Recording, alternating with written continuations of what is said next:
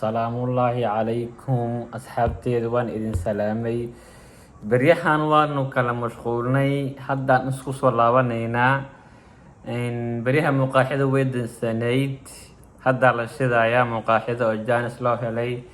Marka dee wax walba waxay kusoo noqonayaan sidoodii insha allah. Maanta barnaamijka aan idin wado wax kale ma ahan, waa barnaamij beryahan qabsaday social mediaha oon ka seexan weynay, kaasoo ah kii lagu xiray Cabdimaalig Muuse Coldoon. Maanta kama hadleyna Cabdimaalig Muuse Coldoon yuu yahay, iyo kama hadleyna maxaa lagu xiray, iyo iskuulka abaartay midna ka hadli mayno, midna ka hadli mayno. Marka waxaan rabaa inaad xogow daqiiqada soo socda la foguro mawduucaas yar aan idiin sheegay. Soo laabasho wanaagsan.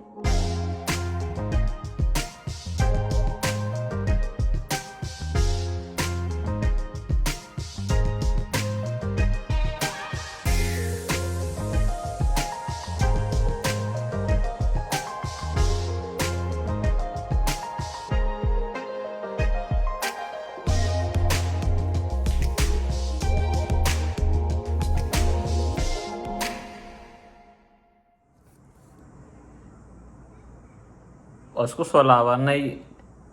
Marka maanta saa hore in kugu sheegayba, intay u tahay duhur wanaagsan, intay u tahay habeen wanaagsan, intay u tahay subax wanaagsan, qof waliba waxay u tahay wanaagsan.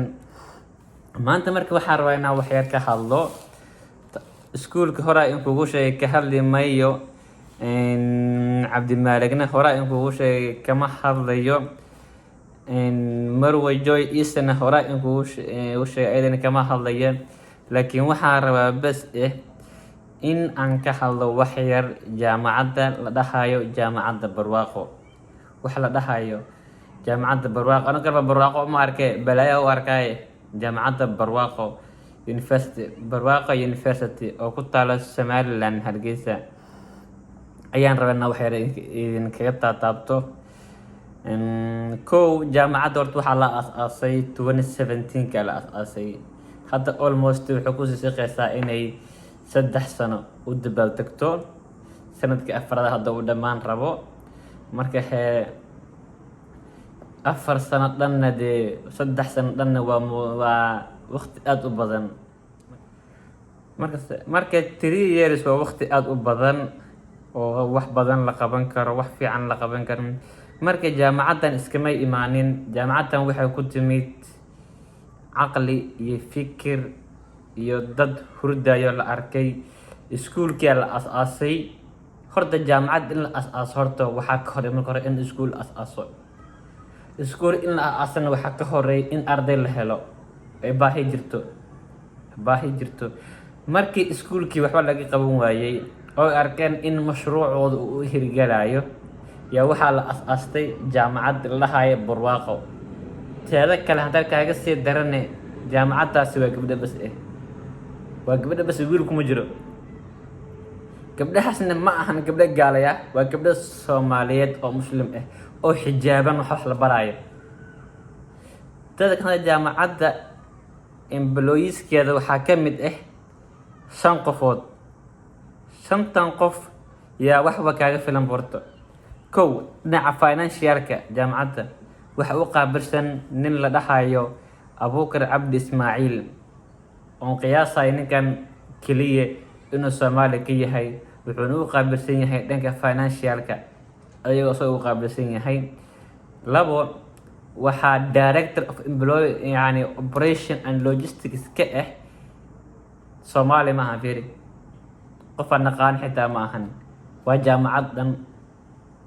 Halka jaamacadaha Soomaalida ku arkayso inay wada Soomaali yihiin.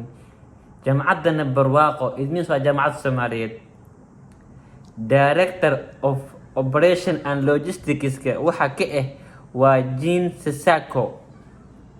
Waxa weynay caddaan laakiin inay waxaan maleynaa kolbo ka soo jeedo wadamadan Europe.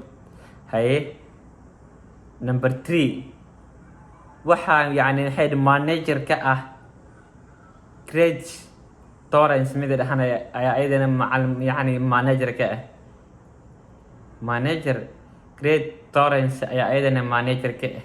Bal fiiri financialkii aragnay, yani director operation and logisticsna aragnay, managerkina noocan hadduu yahay, bal haye director of academic of barwaaqo, director kantan academic of barwaaqana yaa talow waxaa ah Elizabeth Olerhead ayaa ayadana ah oo qofka afraad ayaa ayadana director of academic barwaaqo ah. qofka u dambeeyo ayadana uga cajiibsan waa gudoomiyaha jaamacadda. idin sheegi maayo, waa taqaanaa gudoomiyaha jaamacadda waa Marwe Joy Isa. 5 qofood oo isku tegay oo dad gabdho xijaabani waxay barayaan. maxaad u malaynaa markii gabdho xijaaban ayay wax barayaan 5 qof. 5 qof markay gabdho aan gabdhahoodi ahayn, yani dad aan dadkooda ahayn, aan isku diin ahayn, isku dhaqan ahayn, xitaa isku jiha aan u jeedin, markay wax baraan ama gabdho ay soo saareen oo haddana gabdho bas ah, maxaad u malayn? gabdho bas waaya, gabdho bas ah, gabdhaha ay soo saareen kuwaan noocee noqon doonaan? noocee ayay noqon doonaan? bal noo sheega. bal waxaan aragnay Soomaaliya markii la joogo macallinkii oo sunnadii ka muuqato, ya salaadiisa tukanayo, rabbigiis adeecayo, yaa wuxuu soo saaray ilmaha aragto ay soo saaray, iyadoo taasina ay haddana macallinkii inta la joogo iska yar tahay. bal markaa fiirino macallin Soomaali ayaa wuxuu soo saaray ardayda noocaan ah, bal kuwa aanba Soomaali ahayn oo isku diin ahayn markay gabdho xijaaban u taliyaan, talo maxay noqon doontaa? su-aal meesha ku jirto. maxayse marka hore gabdhaha bas u doorteen? That's the question. Ana maskaxda tan ka kuuxiso waa taas. maxay u dhaheen jaamacaddan gabdho basaa la ogol yahay, wiil lama aqbala ayada, way ignore gareynayaan. okay, maxay marka gabdhaha bas loo doortay? adduunkan hadda u jeedo sida diinteena noo sheegtay, dumarku hadday fasahaadaan wax walba way fasahaadayaan. adduunku dumarku u nugul inay fasahaadaan. haddii maanta dumarku fasahaado, diinta waa fasahaadaysaa, yani ragkuna haba sheegin, wax walba xumaanaya. hadday dumarku hagaagaan, wax walbana way hagaagayaan. shaydaankuna dumarka aad ba ugu sii badan yahay, ma garat? soo marka hadda waan laga tegay in diintii iyo wixii la galo. waxaa la rabaa marka hore in step by step loo wado, gabdhaha bes la dhaho you guys are leader in la dhaho, ma garat? kadibna la dhaho waad u ordi kartaan, yani step by step sida hadda la sheegayay, step by step, like gudoomiye, then director, then step by step, ilaa marka dambe la dhaho madaxweyne noqon kartaan.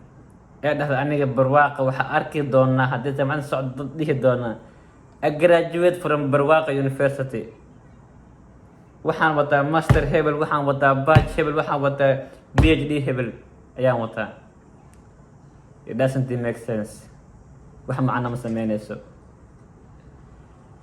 ma garatee? Imam University iyo jaamacadihii diiniga ahaa, ya haddaa aragto waad yaabi, wax joog ma jirto, waa zero. jaamacad gabdho bas ah oo ay gaala iyo director iyo financialka iyo gudoomiye u yihiin, maxaad umalaysaa marka?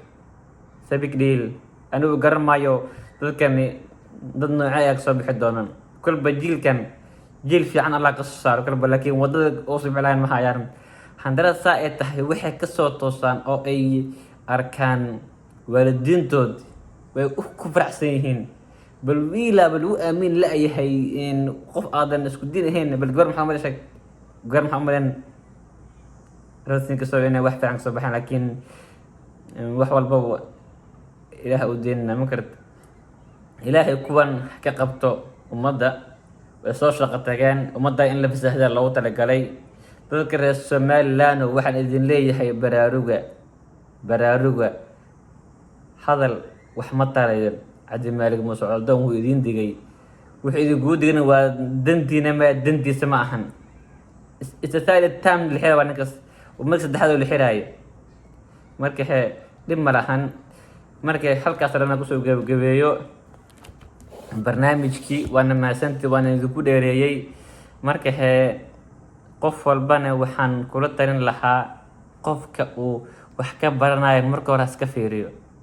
qofka aad kabaha ka toolinaysid kabihiisa la fiiriyaa. Salaama min kulli aafa.